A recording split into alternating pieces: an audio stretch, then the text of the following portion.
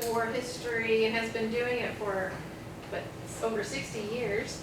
And he also is really involved in the what's it called? The Forum, the Lincoln Forum, which is located in Gettysburg, and he's been involved with that for a few decades, I think. And here's some more, right? And yeah, in 2015, he was appointed to the board of the 1,000-member forum and currently serves as chairman of the First-Time Attendees Committee. And so, yeah, so he's been involved with that, and we've been involved with the museum as well. So we're really looking forward to his talk. And without further ado, I'll turn it over to him.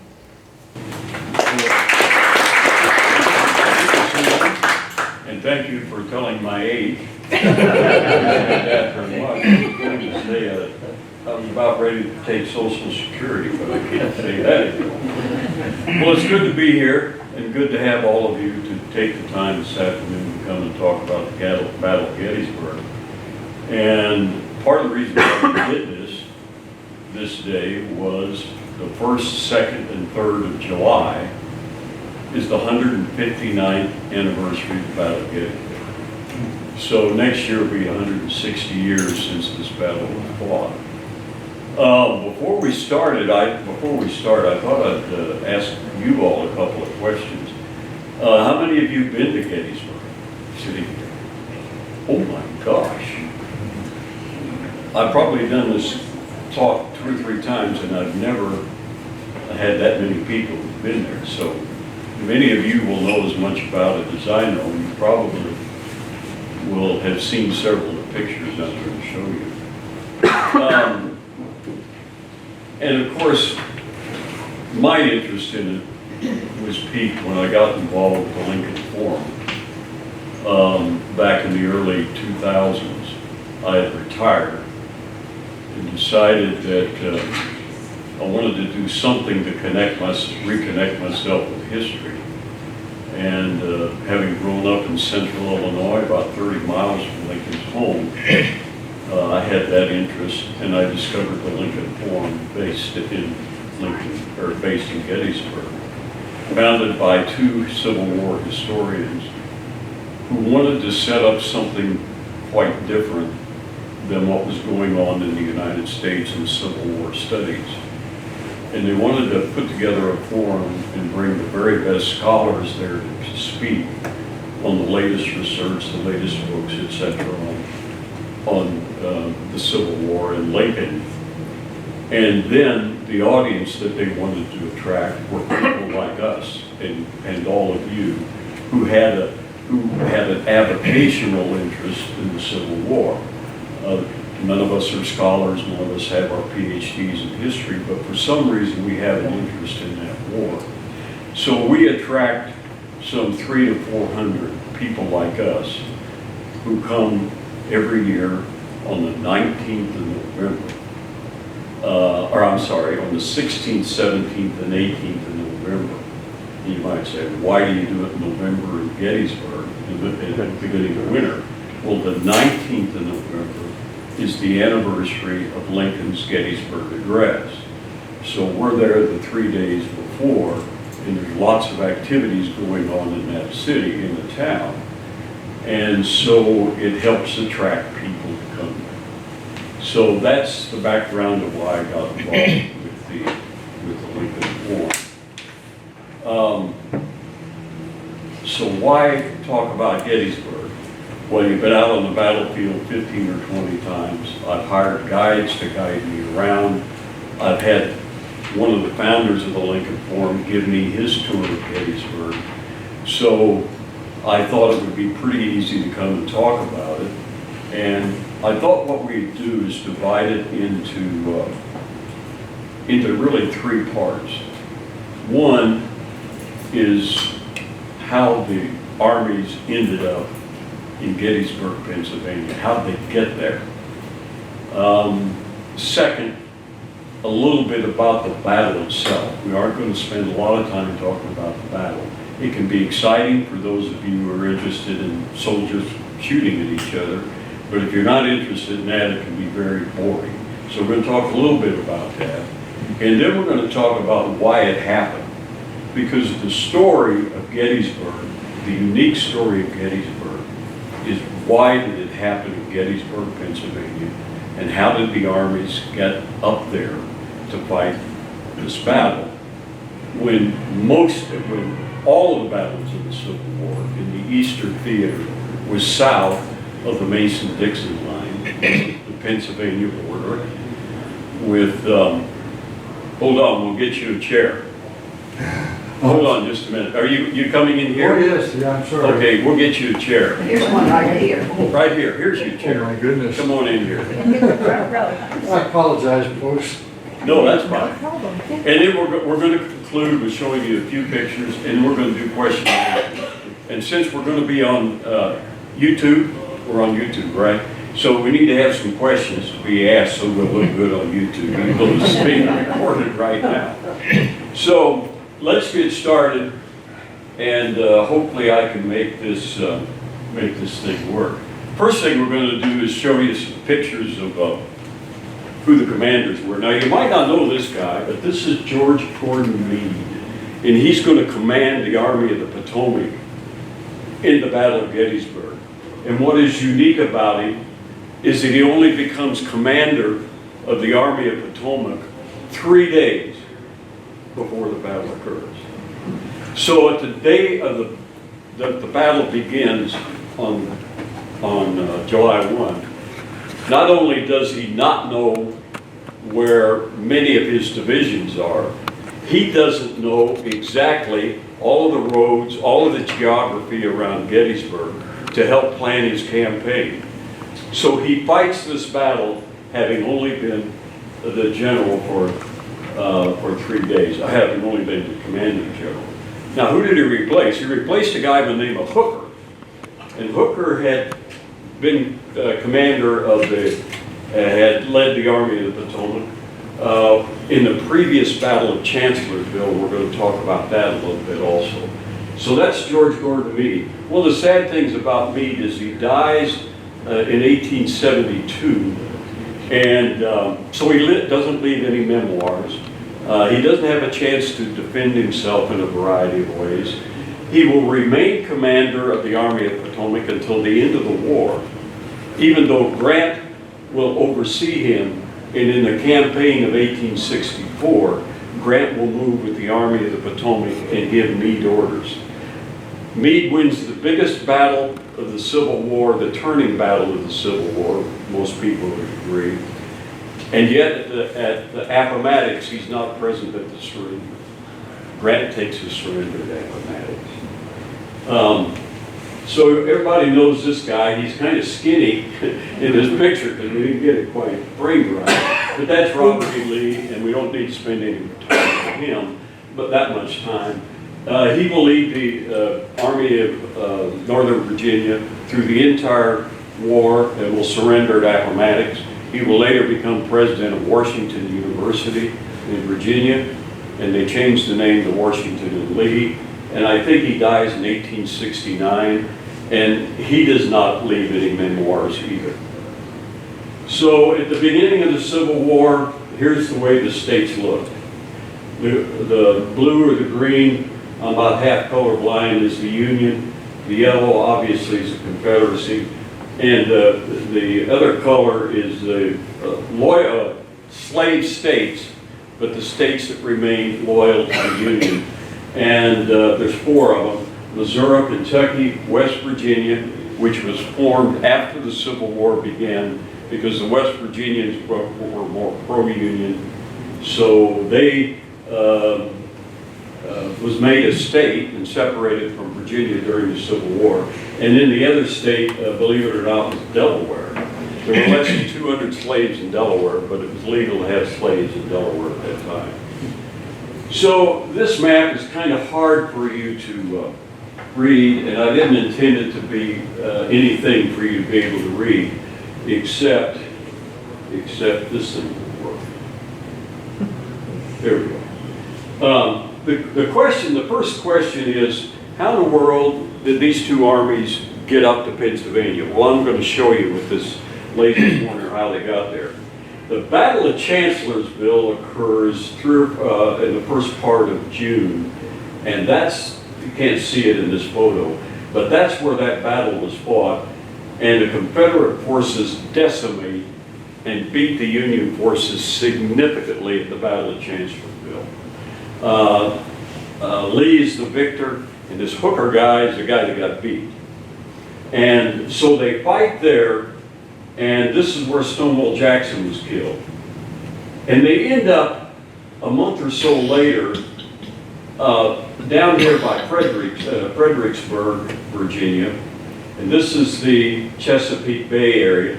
This is the Rappahannock River in through here, right in through here. And they end up across the river from each other. Now, I'm going to take both armies up to Gettysburg, but I'm not going to tell you why they did it this way, because we're going to talk about that a little later. So Lee decides that he is going to leave the south side of the Rappahannock River, and he is going to move northward, and he's going to try to get to Pennsylvania. So how does he do it? Well, very stealthily, and with a great deal of hiding his efforts and his direction that he's going to take. He starts moving his army division by division to the west. And he escapes from Hooker, who's right here, and Hooker doesn't know he's left. And he only sends a division at a time, or a corps at a time. So he doesn't move his whole army. He's very stealthy in getting it done, and he gets away. And the Union forces don't discover where he is until he's up in here and up in this general direction. And then they suddenly discover, hey, he's not south of the river anymore. Where'd he go? Well, there's only one place he could go, and that's west. Well, where was he going? Well, to shield himself and to get away from the Union forces, he decided to head to the Blue Ridge Mountains in the Shenandoah Valley. Now, to get there, he goes this direction, and this is the Shenandoah River right in through here. And he gets all of his army on the march, and he protects its right flank with his cavalry. Here's the Shenandoah, here's the Blue Ridge right here, and he's moving northward. Hooker is in the blue. I should have said this.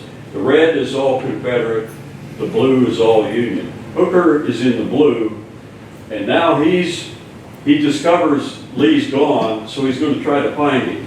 All of these movements is Hooker moving north, trying to find Lee and where he's going. These little flash marks here, little red splotches, is where some skirmishes occurred. But he's still not sure where I'll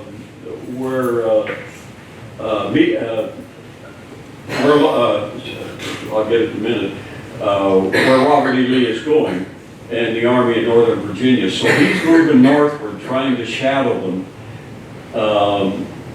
Lee has taken all the passes in the Blue Ridge, and he's covered all of them, so the Union forces can't get through the Blue Ridge. Then Lee does an unusual thing. This line right here is his cavalry. This is Jeb Stuart, and Lee tells Jeb Stuart, I want you to be on my right flank. You can see that on your right, and I want you to follow the Union Army and keep me appraised of where they are. Now that is a failure, and we won't spend a lot of time talking about it, but Stuart does not do a very good job in that regard, and that is one of the reasons why the Battle of Gettysburg took place in Gettysburg. So eventually Lee makes it north of the Mason-Dixon line. That's right here. He goes through Maryland. This is West Virginia over here. He goes through Maryland. It gets up to Pennsylvania. Now, one of the things he has to do, in those days, armies couldn't move and stop and stay in one place very long. Why? Because of the demands for forage, the demands for food. You lived off of the land. If you stayed very long, pretty soon you'd eaten up all the cattle, you'd eaten up all the hogs, you'd eaten up all the fruit, you'd eaten up everything, and then you had to move. So what Lee does is break up his army, and he has a portion of his army here, He has a portion of his army up here. Up here is Harrisburg. He was hopeful of getting to Harrisburg. And elements of his army did make it up there. But he ends up in a very unusual position. He's up in Gettysburg. He's got his army spread up. The Union forces are down here somewhere. And if you stop and think about it, it's backwards from the way all the battles of the Civil War were fought in the Eastern Theater. Here's Lee, north, and he's facing south. And the Union Army is marching north, trying to protect Washington, D.C. and Baltimore. And so, normally the Union Army is facing south because they're trying to take Richmond, and the Confederate Army is facing north. Well, they turn out to be backwards. So why Gettysburg? Well, I'll show you a little more of it here in a minute. Come on.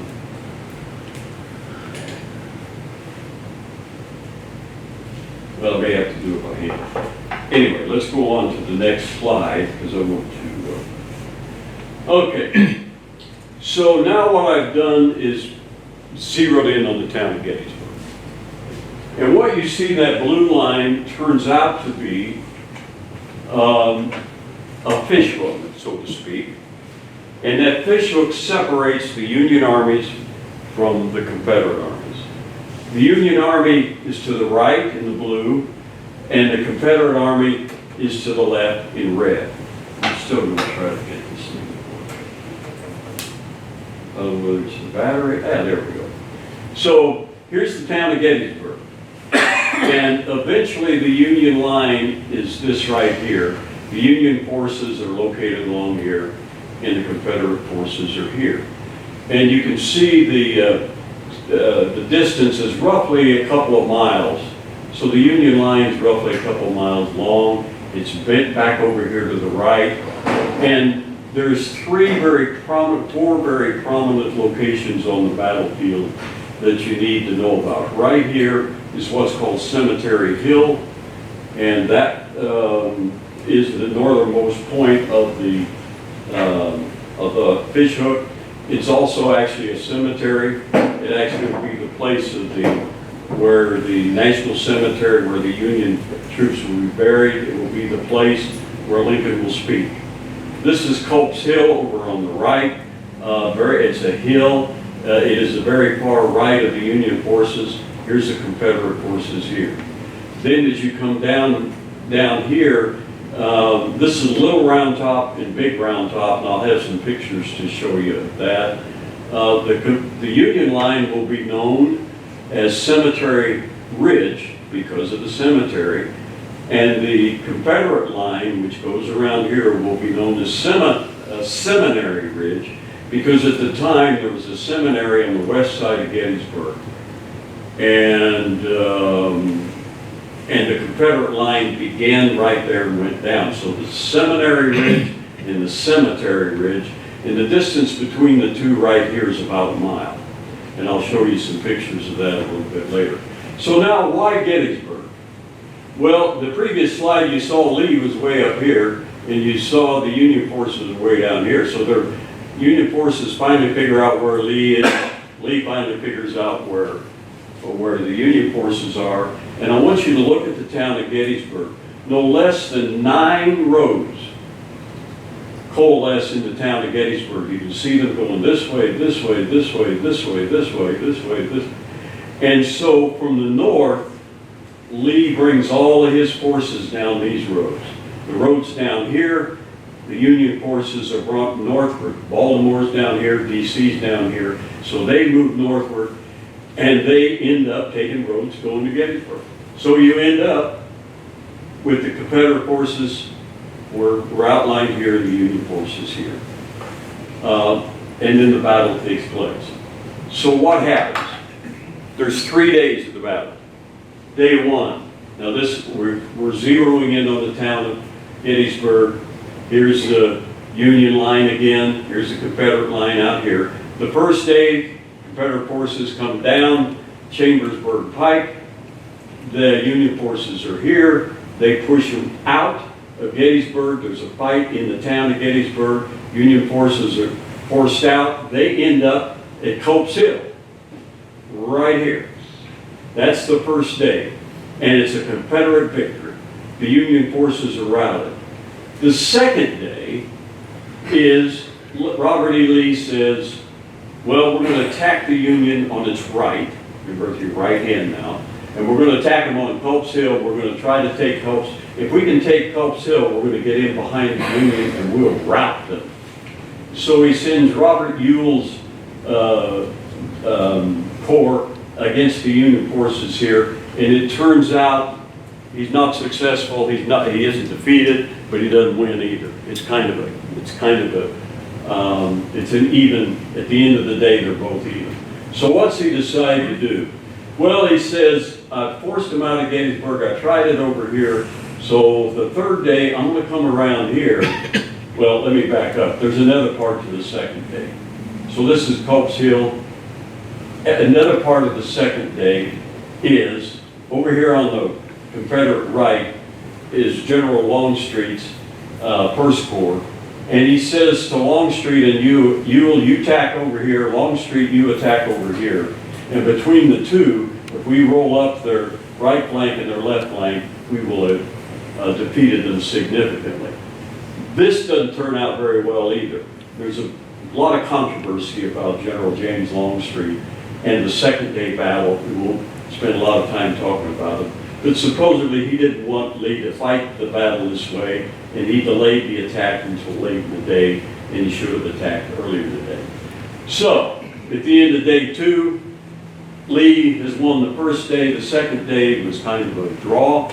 So the third day he decides, I'm going to attack their middle. And that's the site of the famous Pickett's Charge. And so we all know what happens to Pickett. He's defeated. Lee then immediately, and he's defeated substantially. It's a rout. And Lee decides within 2 or 3 hours of that occurring, and that all occurs in the afternoon, that he's got to retire, he's got to retreat, he's got to get back to Virginia as soon as he can. So that's the Battle of Gettysburg in a 5-minute nutshell. So I've then pulled up what happened with Pickett's Charge. This is all Longstreet's corps. You can see his name up there. And you can see this is Pickett right here. And this is Pettigrew. You don't hear much about Pettigrew, but it was Pettigrew's division and Pickett's division that attacked the middle of the Union line. And we'll have some pictures of that in just a minute. And the distance across here is about a mile. Okay, I've included this picture because in the Battle of Gettysburg, there's a famous words, the copse of trees, C-O-P-S-E of trees. That's the copse of trees. Historians and people who study trees and fauna and all of that suggest that none of these trees go back to the day of the battle. But at the time of the battle, there was a much larger group of trees here. It covered about an acre and a half of trees. And Pickett's charge was aimed at that copse of trees. He was to go across from the Seminary Ridge to the Cemetery Ridge and focus on hitting the Union line at the tops of trees. Now what you see right here is a rebuilt portion of the stone fence. The Union forces were right here. Confederate forces were right here, and they were coming from this direction. Union forces were facing this direction.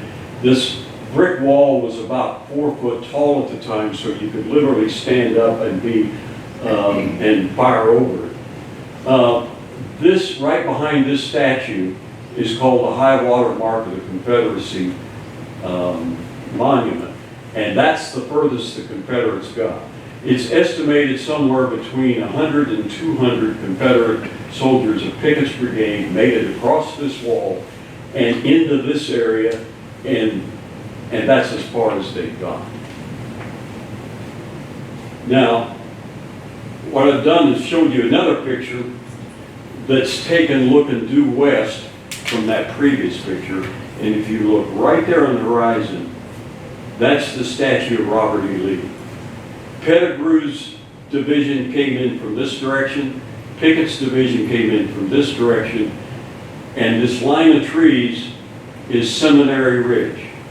Now, at the time of the battle, not all these trees were there, and they're now taking some of them down. But that's where they departed from, and the distance is about a mile. This line right here is Emmitsburg Road, and they had to march across, go across the Emmitsburg Road, up to the fence, across the fence, and one of the things I forgot to mention, Union artillery is behind this picture, and they're firing all the time at them from the time they left over here, from Seminary Ridge until they got here. Union artillery is decimating them. They marched in echelon, shoulder to shoulder, no more than 3 or 4 feet apart, and one shot of musket, one shot of particular kind of ammunition for cannons that could kill 6, 7, 8, 10 men at one time. So that's what Pickett and Pettigrew faced. Not a pretty sight. Now, I want to give you just a few more things to show you how bloody and how the number of people that fought on the Confederate side and the Union side, and how impactful this battle was and why it was so important. So there's the Confederate military deaths by state, and you can see the state of Virginia, the state of North Carolina, and the state of Alabama had the highest number of deaths of the Confederate forces. Very little in Florida, Mississippi, Louisiana, even Texas. Look at Texas. Texas lost very few men in the Civil War. Now, ignore these first 2 paragraphs, but I want to focus on this paragraph right here. The Battle of Gettysburg, 160 men were killed per hour. The Battle of Gettysburg. If you assume there are 14 hours of daylight, they didn't fight at night. So 168 men were killed per hour and 792 wounded per hour. Incredible. Over 2 per minute were killed and 13 wounded per minute for 3 consecutive days. That's how bloody that battle was. Now, when you look at the bigger picture of it, there's a great deal of argument on whether these 2 numbers are correct. I've seen some numbers as high as 120, 130,000 for Union troops, and as high as 90,000 for Confederate. But these seem to be the numbers that are used more than most to say what happened. So the battle strength going into the battle, those engaged in the battle, that's what that means. The Union, you can see the Union had 20,000 more troops than the Confederate. Killed, the conventional wisdom is the Confederate numbers are 3,700 and the Union kills 31.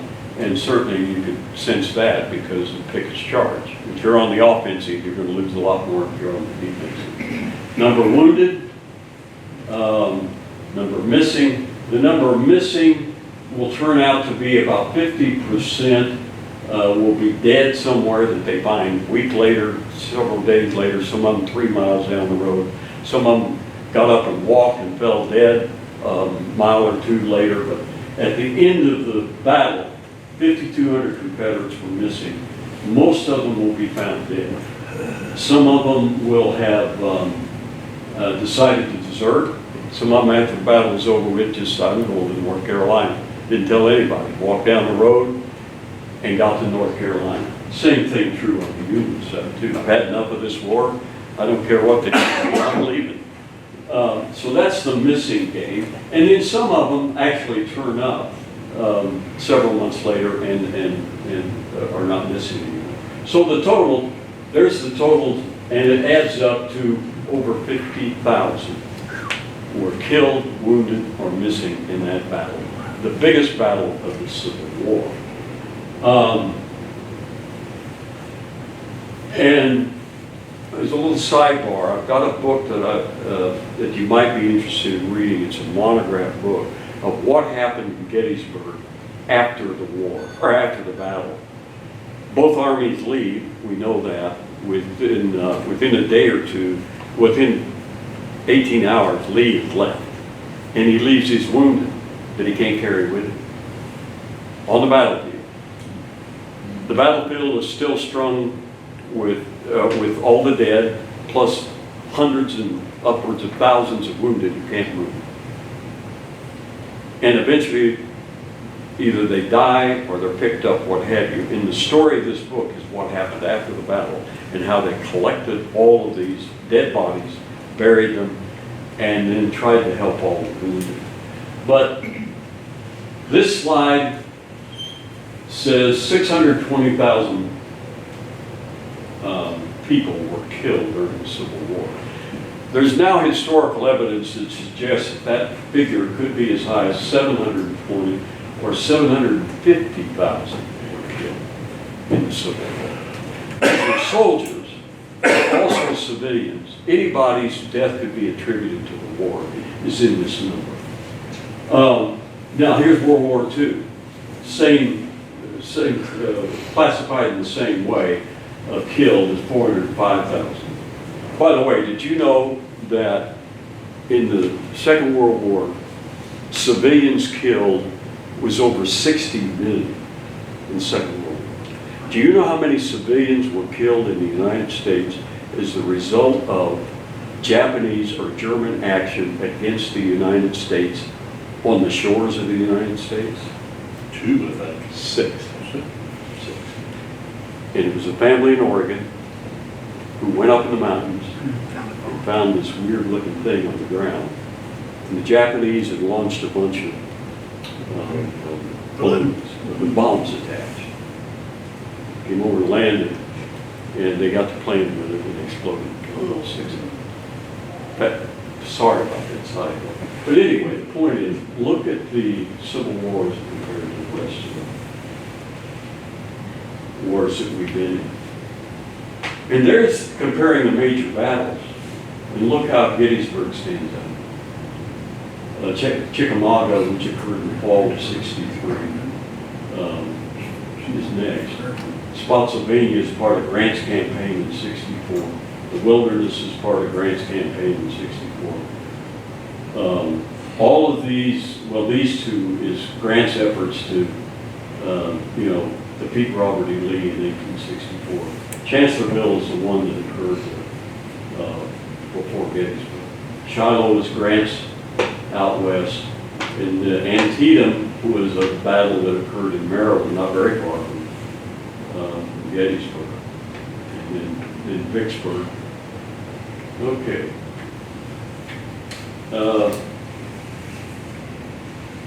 Now,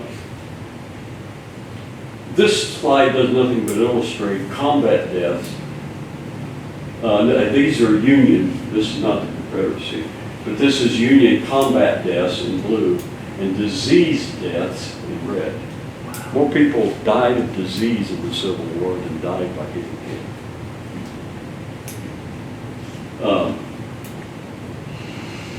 Now,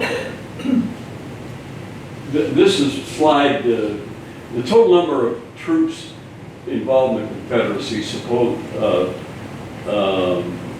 in the Union was 1,500,000 over the 4 years of war. The Confederates fielded 1,000,008. Then the death rate for both sides, Union is blue and yellow is Confederate, is about the same. Wounded non-mortally, you can see that the Union had a lot more wounded than the Confederacy did, and that stands to reason because they had a lot more engaged. Died from wounds. The Confederacy as a percentage had a lot more died from wounds than the North did. And died from disease. Confederates, you can see the difference between the Confederates and the Union there. Okay. So why did the Battle of Gettysburg happen to begin with? Well, the Confederate victory at Chancellorsville was the 5th consecutive Confederate victory in the East. Army of Northern Virginia beating the Army of Virginia. And there was a feeling, in part in the South, that if we could just engage them one more time, we could end this war and we might be able to win it. So there became an immediate debate among Robert E. Lee, Jefferson Davis, and the War Department of what to do. Do we follow that line and try to attack him one more time? Beat him? There was some concern about the Union siege of Vicksburg. At this time, Grant has surrounded Vicksburg. And there was a feeling also among the Confederate leadership, well, let's park Lee, let him sit right where he is, and take a significant number of his troops, and let's send them to Gettysburg, because we can't afford to Gettysburg, or to Vicksburg, because we can't afford Vicksburg to fall. If Vicksburg falls, the Confederacy is separate. So there was that group. Lee was asked, what do you think about sending him? Lee says, I don't think we ought to do that. And part of it was, I can't get them there in time before Vicksburg is going to fall. But he also said, if Vicksburg is going to fall, we need another victory. So let's figure out another way to engage the Union forces and try to get that final victory, which might lead to our independence. Thirdly, Lincoln issued the Emancipation Proclamation in September or October of 1862. The Emancipation Proclamation said this: any place in the states that are in rebellion against the United States, the Union Army controls any of that territory. The slaves in that region are automatically free. Now, interestingly enough, it didn't apply if you were in Kentucky, Missouri, or because you weren't in rebellion. So he didn't free all the slaves. He freed part of them. It's an Emancipation Proclamation is an edict from the president. It's not the Congress that did anything. So what happened as a result of that? Well, there were large portions of the South, particularly Tennessee, particularly Virginia, and other states where almost immediately the slaves began leaving the plantation. And they went to the Union lines. And before the war is over with, over 1 million of them do this. As that began happening, there was pressure on the Confederacy. They couldn't produce as much food, they couldn't produce as much forage, they couldn't produce as much of the elements you need to conduct the war. Why? Because the slaves were leaving the foundation and they were performing a lot of their work. So that was a pressure on Davis and the War Department in the South. Are we going to be able to continue this war if this continues, the slaves leaving the plantation? So another thing that was causing a major problem in the South was war weariness. The Southern states had said at the beginning of the war, 1 or 2 battles and we'll defeat the North and we'll have our independence. I'm overstating it, but basically that was a feeling. That didn't happen. They had whipped the Union armies, whipped them badly.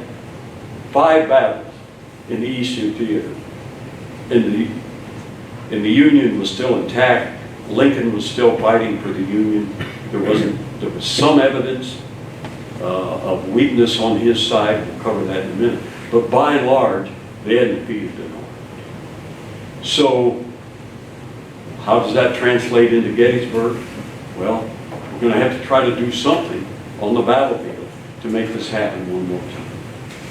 So war weariness had affected the South, declining manpower. It's not generally well known, but the Confederate Congress shot itself in the foot during the Civil War. They passed 3 laws that exempted a significant portion of Southern manpower from being conscripted into the Army. Where were those? What classifications were theirs? The slavocracy, the plantation of the South, needed to keep all the men that they could on those plantations to keep the slaves working to produce cotton, to produce the foodstuffs, et cetera, et cetera. So they didn't want to go fight. They needed to stay home. That affected the South's ability to put thousands and thousands of more, perhaps as many as 5 to 10 divisions more in the field. Another reason why the Battle of Gettysburg happened, and this gets to why it happened in Gettysburg. There was a significant anti-war sentiment in the North throughout the war, clear up until it ended. And it was primarily based within the Democratic Party. And there was lots of, in the elections in the fall of 1862, the Republicans had lost the governorship of New York, they'd lost the governorship of New Jersey, and the anti-war sentiment via newspapers and via incidents that happened in various cities had been somewhat on the rise. So one of the thoughts in the South, again, Jefferson, Davis, and Lee, was if we could have another battle, we won all of them except, we won all of them today. If we could have one more battle and we went up to the northern states and we fought that battle up north, that would surely have a dramatic impact in increasing the anti-war sentiment up north and perhaps lead them to the negotiating table. And so, in fact, the South felt so strongly about that the Vice President of the Confederacy had made some inquiries with Lincoln administration about wanting to meet with them sometime in the middle of July, late July of 1863, anticipating Lee would defeat the Army of the Potomac at Gettysburg. Well, didn't know where it was going to be, and they would then be in a position to talk with Lincoln and the Lincoln administration about stopping this war. The same kind of thing relates to the upcoming presidential election. If you could go up there and defeat the Union forces in Pennsylvania, increase the anti-war sentiment, the upcoming presidential election in 1864, you might find a stronger Democratic candidate. You might force Lincoln to step down and not run again. So again, if we can defeat them, then we'll have a better chance via various processes that we've outlined here to bring the whole war to a close. And finally, the big one, and this is the one that Lincoln worried about more than anything else, was this right here.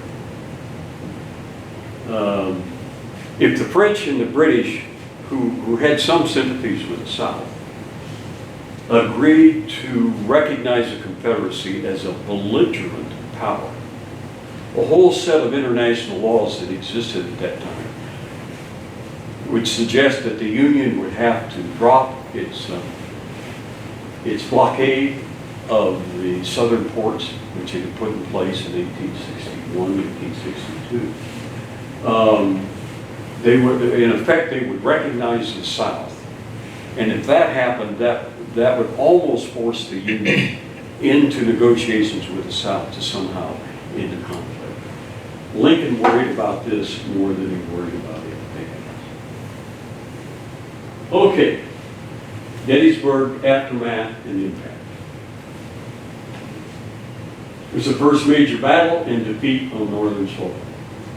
No European recognition of the Confederacy occurred. There was an irreplaceable loss of troops, both dead, wounded, and missing, to the Confederacy that Robert E. Lee could never make up. It was his last offensive battle. In the campaign of 1864, which resulted in the surrender at Appomattox in 1865, he never again was able to go on the offensive, and he could barely handle the defensive. Even then, his brilliance as a commander fought Grant battle for battle, going down the state of Virginia, heading toward heading toward Richmond. The loss of Vicksburg on July 4th.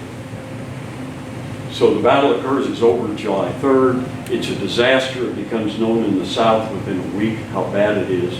And within that same week, they find out they've lost Vicksburg. The loss of Vicksburg and Grant's leadership at Vicksburg almost makes it inevitable that Grant's going to end up commanding the Union forces down the road. It accelerated the desertion at AWL away without leave under the Confederate Army. Lee had never had that big of a problem, but it became a major problem after Gettysburg. The getting up and going home became a very standard problem that he faced throughout till the end of the war. He also couldn't feed his army. They end up wintering back down west of Chancellorsville, west of Fredericksburg.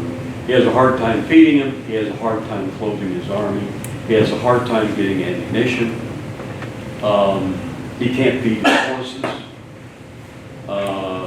He goes into camp in 1864, or after Gettysburg, 1863.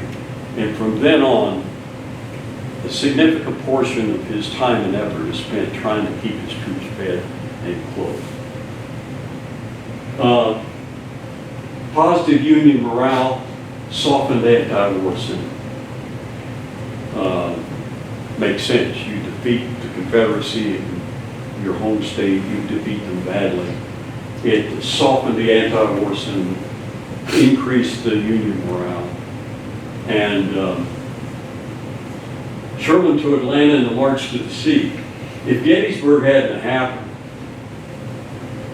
it's conceivable that Sherman's march might not have happened. But when Grant got control of the Union armies in the spring of 1864, he had Sherman decide he was going to go for Atlanta. Sherman's based in Chattanooga, and he's going to take Atlanta.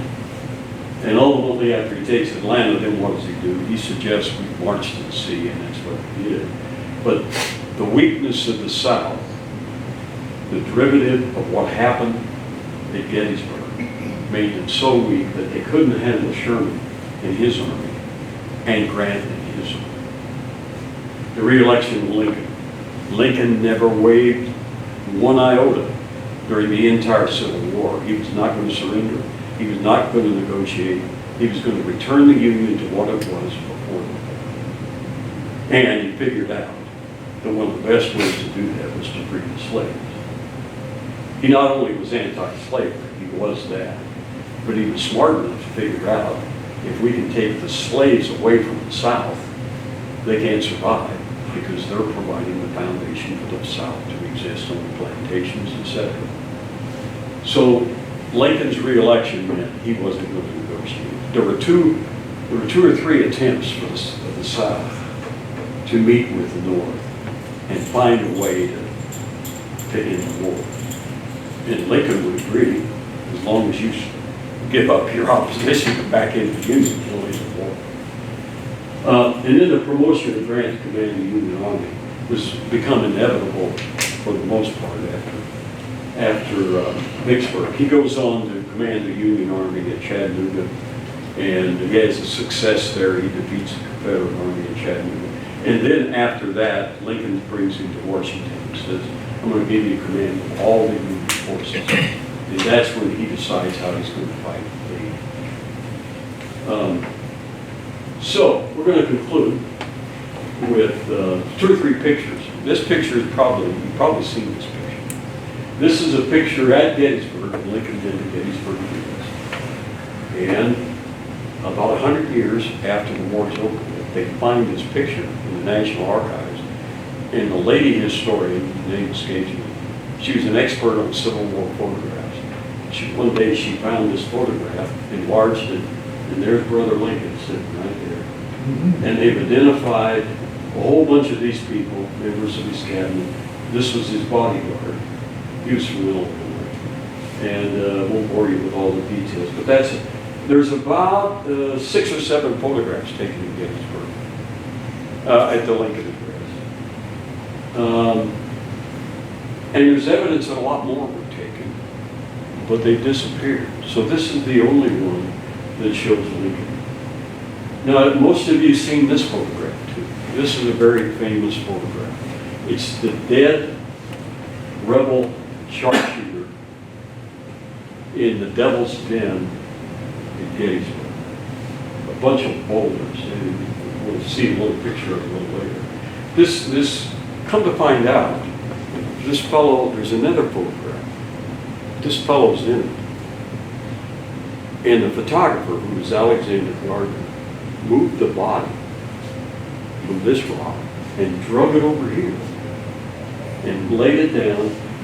And when you blow it up, you can see his knapsack, you can see his hands, you can see a whole variety of things that goes with it. And takes the photograph because it's a lot more impressive, you know, rather than it laying out on the ground next to it.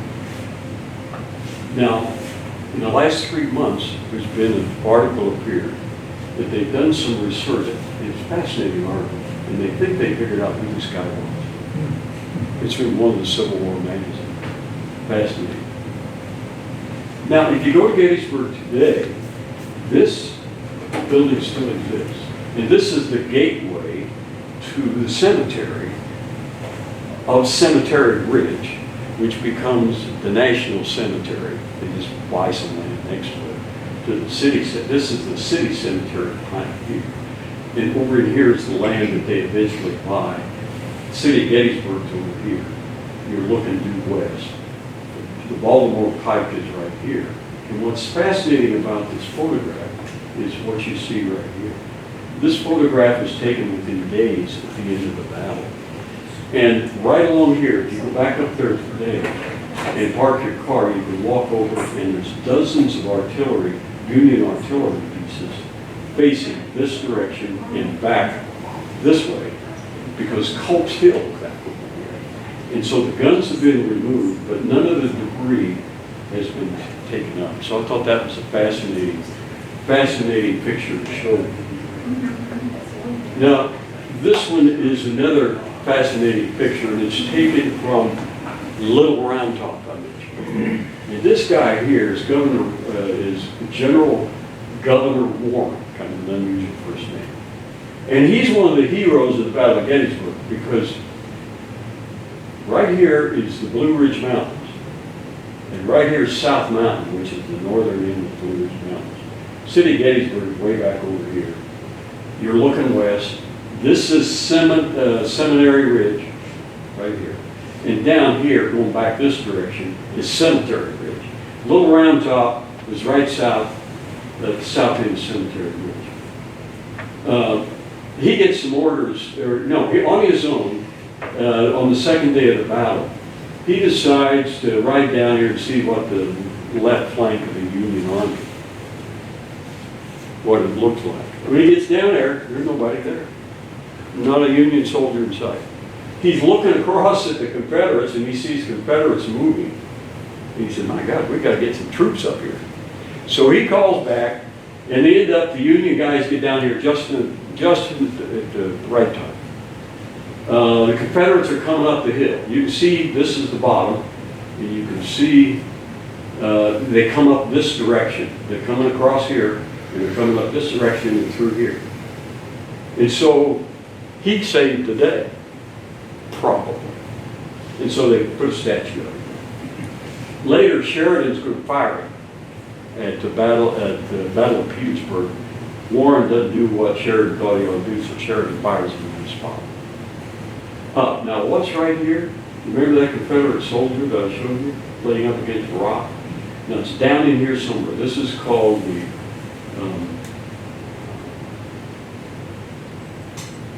something of death. I forgot the first word.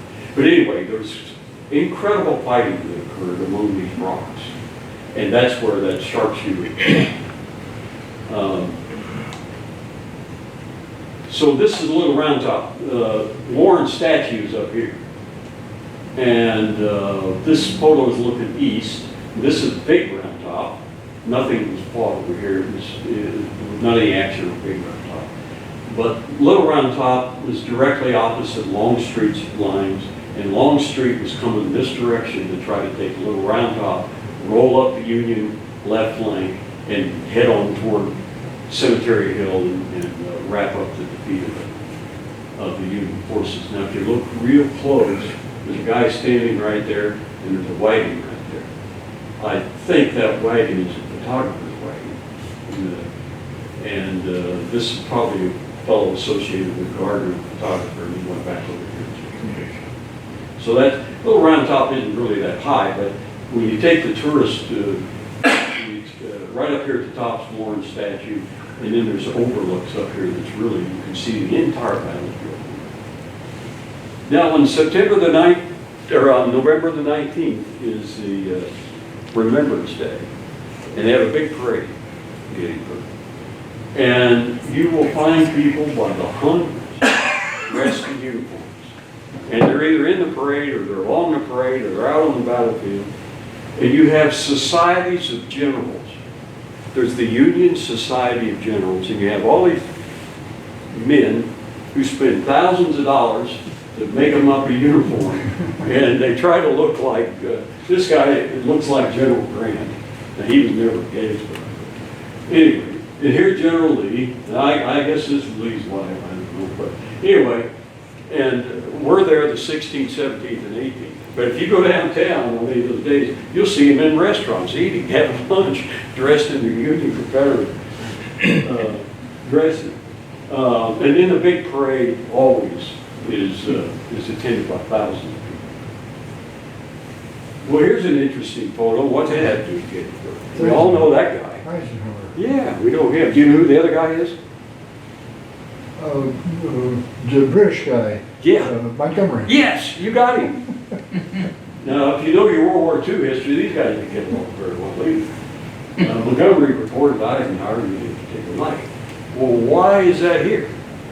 Well, Eisenhower, Farm. when he retired, bought a farm in Gettysburg and lived there until he died. Now, why did he buy it at Gettysburg? Do you know? Eisenhower never made it to Europe in World War I. He graduated from West Point in 1950. He tried to get to Europe to fight World War I. If you graduate from West Point, you want to be in battle if you're going to get promoted. He never got there. His last assignment was he was assigned to Gettysburg to train troops to go overseas and fight.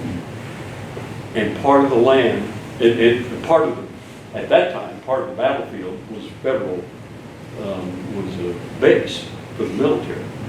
And much of that base in acreage is the land that Eisenhower's farms.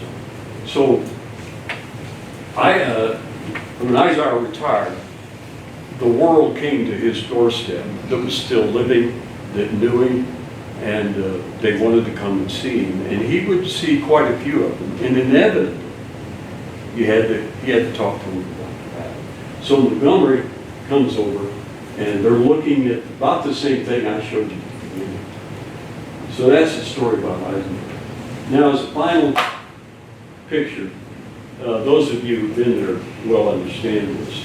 But I think there's 1,200, I've got the figure somewhere, 1,289 statues, or monuments, I should say, monuments of various kinds and sizes are on the battlefield at Gettysburg. They were mostly done by the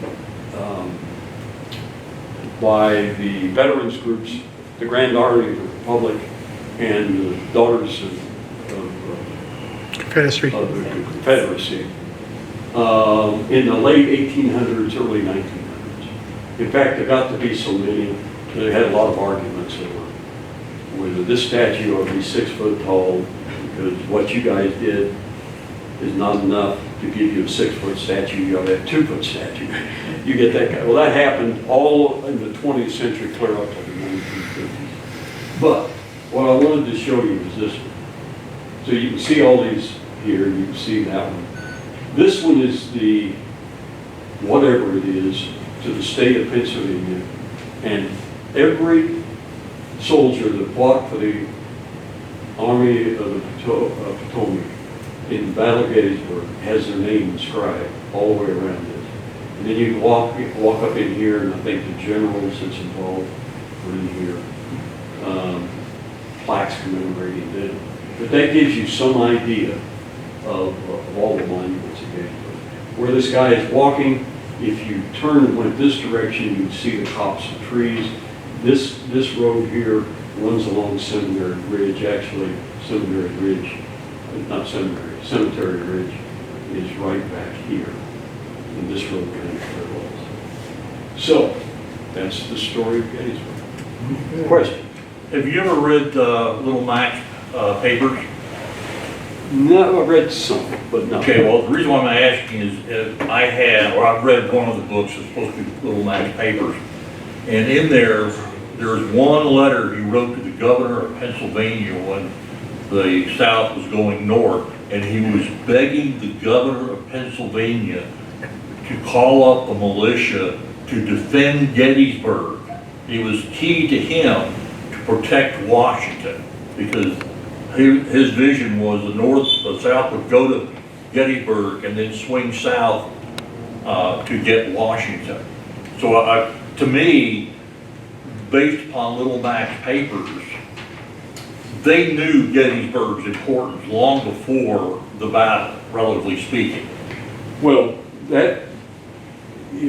I think when they began, when Northern leadership, military leadership, political leadership began thinking about Pennsylvania's where Lee was headed, was when he got into the Shenandoah Valley. The only way you get out of it is come out the northern end, or get out at Harper's Ferry, or go through the passes. Now Lee had, pick a number, 70,000, 80,000, 90,000. Well, you can't hardly take him through the passes. That wouldn't work. He didn't turn east at Harper's Ferry, where the Shenandoah River and the Potomac River meet. He kept going. Once he got north, and he got on the east side of the Potomac River, because you cross the Potomac River at Harper's Ferry, there's only one place to go. You're going to come out in Pennsylvania. When that all happened, the governor of Pennsylvania, many people involved suggested we've got to get to Pennsylvania to head him off. And to a certain extent, and I think it really did happen this way. Meade gets all kinds of advice, and he didn't know where his troops are. But one thing that he gets drilled into him is Lee is in Pennsylvania. If you're going to fight him, you got to go toward him. And the combination of spreading out the Confederate forces and the roads that went north, they all met at Gettysburg. And Gettysburg is one of the first battles in U.S. military history where it occurred in a town. You fought all your way through town. Now, it happened in the War of 1812 a little bit also when they took Washington. But anyway, it was an urban fight. And surprisingly, there was only one civilian killed. It was a lady. Can't think of her name, but something way. Yeah. I have two questions for you. You just made a statement about how there are statues in Gettysburg, and with today's society wanting to take down all the Southern statues, have they had a problem and people protesting the fact that there's Confederate statues still erected on the battle site? Excellent question. All of the battlefields now are controlled by the National Park Service. So they have been the ones to deal with this issue. So far, things are going to remain intact. That's good. And the argument is the interpretation, the interpretive aspect of it. That the best way you can explain the battle is to look at the plaques, to look at the statues, and that sort of thing. Now, what is changing some is some of the interpretive stuff, what's been written. That's been proven to be inadequate. Remember, for all, well, Union and Confederate, they would break a proposal to the Park Service. We'll put a statue up. It'll be a so-and-so. Here's what we want to write underneath it. by and large, that was accepted. Well, as you might imagine, the Union's going to make their guy look good. Confederacy's going to make their guy look good. The biggest one at Gettysburg that I don't know how it's going to come out is the one at Lee. That statue, those of you who have been there, is just incredibly impressive. And by the way, we do a tour of the battlefield every year up there. And we stop the bus at Lee's statue. And everybody that wants to can walk Pickett's charge all the way over to the copse and trees. And so, if people who haven't been to Gettysburg before, haven't seen that statue of Lee, it's just in a wall. And I think it's the Daughters of the Confederacy did that. It was after the turn of the century. Longstreet never had a statue until about 10 years ago. And the government began. Yep. My second question is, But let me back up, let me Okay. add one more sentence. I do think that there is probably good reason for some of the stuff to be taken down because it is so bad that it is not interpretive at all. It's just reflective of something in 1865. Now, I wouldn't say that wholesale by any means, but I do think some of it is overdone. My next question, being a videographer and a photographer, and one of the best documentaries ever shot was by Ken Burns, and you're a part of that society. Have you ever got to meet Ken Burns? No. No. No, he was supposed to come to one of our meetings 3 or 4 years ago, but something happened. He has spoken there, and so hasn't Shelby Foote. But no, I haven't been him. Another aspect of the Civil War which makes it so fascinating is it's the first war of the United States that was ever photographed. There are several pictures of the war with Mexico taken in South Texas, but they're nondescript. This war was heavily documented. The Brady collection at one time was estimated to be 600,000. Now, it never made, no, I'm sorry. The total number of photographs estimated taken in the Civil War is 600,000. The overwhelming majority is portraits. Photographers followed the armies and set up their camera, take a picture, send it to your wife. Now, there's been a very large body of field photographs, and those are probably the most fascinating because you can interpret a lot of Civil War activity based on those photographs. In the first battle where they took photographs of the dead, and it had such a dramatic impact, particularly on the north, because the photographs never made it to the south, was the Battle of Antietam. The photographs of the death of the Battle of Antietam was just horrific. So much so that Burns didn't include a lot of them. And then the photographs at Gettysburg, there's dozens of photographs of the dead in the field. Gardner, who was Brady's assistant at one time, gets to Gettysburg within 24 hours. He gets to Gettysburg the evening of July 4th. So he's shooting dead bodies. It's less than 48 hours ago. And fortunately, he identifies a bunch of them. But over time, their location is lost. Now, if you want to read something fascinating about Gettysburg, there's an author by the name of Frosinino, who in 1970s took all the photographs taken at the time of the Battle of Gettysburg and decided to find the exact location on the battlefield where those pictures were taken, which is a then and now kind of thing. And he was very successful for most of them. And it's called Pictorial Images of War, something. If you get a chance to look at those, it's fascinating to read. And there were several of them that he couldn't identify. He's still living. He was a photo analyst in the Vietnam War. That's what sparked his interest in interpreting photographs. And he did one on Grant's campaign in the 1864 campaign too. Yeah. Are you familiar with what happened to most of those plates after the war? Both of the what? Glass plates that the negatives were on? Well, what was left of Brady's collection was acquired by the National Archives. But other than that. Okay, right after the war, about the first 4 or 5 years after the war, very few people had any interest in the Civil War. That, you know, this was a horrible thing, we want to forget it, blow it off. So those negative, thousands of them, several 100,000 of them, are known to have been recycled.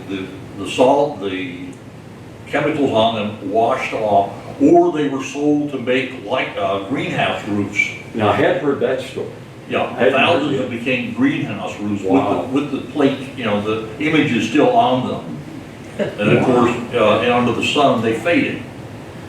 But that was the fate of far more of them than those that have survived. And there were a couple of the, I can't pronounce it, Ostendorf family, or Ordendorf family. There was a couple of families, quite wealthy families in the 1920s, 1930s, set out to collect all the images of Lincoln and anything related to that. And they were very prominent in trying to make sure things were safe. They're still showing up. I get 2 Civil War magazines, well, actually I get 3. One's called Military Images. And in almost every issue, there's a new photograph, a new glass plate they found. So, now, for those of you who don't know, the way you took a photograph, well, for the most part of the Civil War, is you had a glass plate, and you had a certain amount of chemicals, and you got inside this wagon, a dark wagon, so there's no light, and you put these chemicals on this real clean sheet of glass. And then while you're inside the photographer's wagon, in the dark, you put that glass plate in this big, huge camera. It was about this wide, about that tall, about that deep, and you stuck it in. And then you took your camera on its tripod, went out to the field, wherever the dead body was, you set up the tripod, focused on the dead body, and then you pulled a cover off of the lens. And that would then develop that glass plate inside the camera. And at the beginning of the war, you had to sit still for a minute or 2, 3, 4, and move. You moved and it burned. By the end of the war, they'd improved it enough that you could darn near do it with action, not quite. And so that was Brady's photographs. And then I don't think you could make copies of the glass plate, could you? No, you couldn't copy the plate, but you could make as many prints as you wanted. Yeah, okay, you could make prints off of it? Yeah, that's Okay, what, yeah. that's what Yes, your prints. okay, and that's how Brady made his money. Yeah. He'd take the plate. And, but anyway, Brady ended up dying without any money at all. He was completely broke. And he wasn't really highly regarded at the time. So fascinating. Before we break up, I brought some, here's a couple of things that you might be looking at. Let me throw up one more slide. Throw up the next slide. Okay, what I've got over here is this. If you want to read a book, the latest book on Gettysburg that's superbly written is Alan Gelso's The Last Invasion. And if you get up on YouTube, you'll find several lectures that he gives about Lincoln. He's a superb lecturer. He is just, it's the best book that I've ever read. And it was written in about 6, 7, 8 years ago. Gabor Borat, the Gettysburg Gospel is about Lincoln's Gettysburg Address. Gabor Borat was head of the Lincoln Studies program at Gettysburg College in Gettysburg, Pennsylvania. Still living, very nice guy. James McPherson is a Pulitzer Prize-winning author. Battle Cry of Freedom he wrote. They got the Pulitzer Prize for it. He also has done a book called Walk in Gettysburg. It was kind of eerie. He wants you to take it with you when you walk the battlefield. Go to page 14, when you're at spot 14, it's going to tell you what happened. Fascinating stuff. Now the Gettysburg, the aftermath of the battle, is this monograph that I've got here. That's the one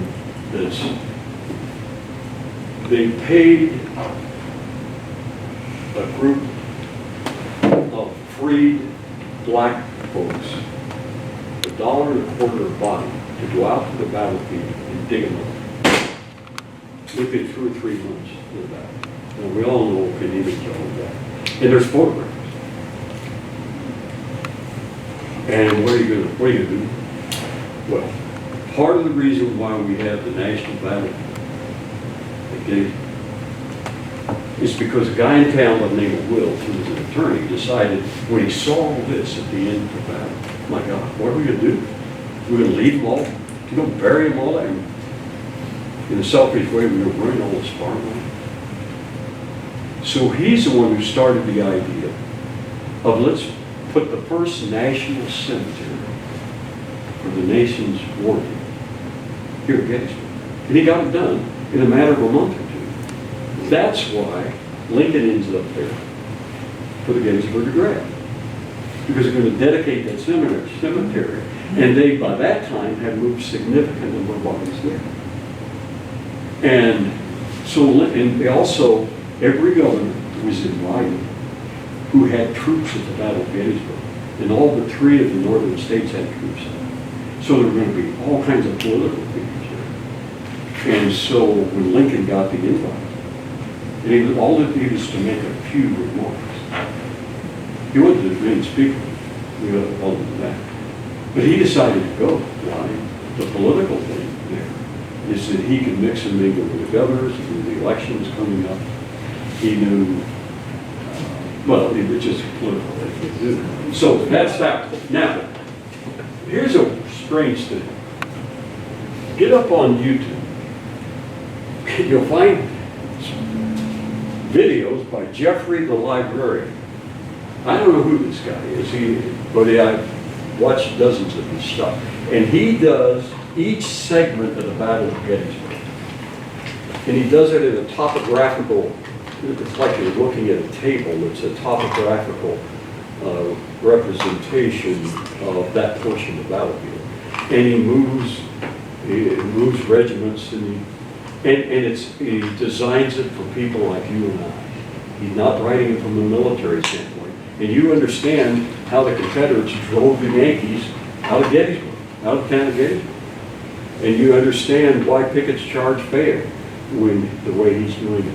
So I encourage you, if you're going to do anything, look up YouTube and look up Jeffrey the librarian.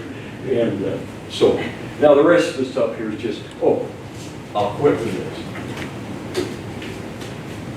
This lady, Caroline Janney, is at the University of Virginia. She's written a book that has won the highest prize, the Lincoln Prize, from the one of the big, well, it's a Gelder Layman organization which focuses on Civil War stuff. She's from the University of Virginia, and she found a niche in the Civil War that hasn't been discussed that much, odds and ends about it. And the niche is, what happened to Robert E. Lee's soldiers after they surrendered at Gettysburg, or get surrendered at Atlanta? And they were paroled. And they were the first bunch. And then Johnson's bunch that surrendered to Sherman, they got paroled. What happened to them? They were told as terms of their parole, they were to go back to the home. Well, this book is about what happened and how all of that fell apart. And how Grant exercised significant leadership to make sure that the terms of the surrender of the Confederate soldiers were carried out by Northern authorities. It got so bad that the city of Baltimore said, any person from the city of Baltimore who served in the Confederacy can't come back home. We're going to arrest you. We're going to take you to the border. You aren't going to live in Baltimore. This happened all over, and there's even evidence in here. This is superbly annotated. There's evidence in here that large segment of North Carolina, the state of the Confederacy, there were many communities who didn't want their Civil War veterans back, and they were supposedly on the same side. Why? because the South was nearly destitute, couldn't feed, in part, couldn't feed its own population.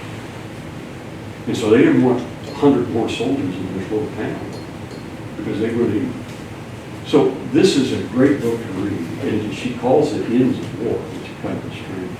But it covers both the North and the South.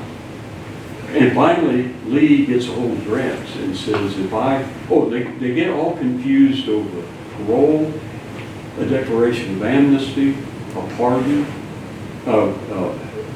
taking the oath of allegiance. That gets all mixed up in it. And none of this has really been recorded in one book until this came out. This came out about a year ago. You must read this book. Thank you very much. Appreciate it. This video has been brought to you by GEUS 34. GEUS is your community-owned provider for electric, internet, cable TV, and true local programming.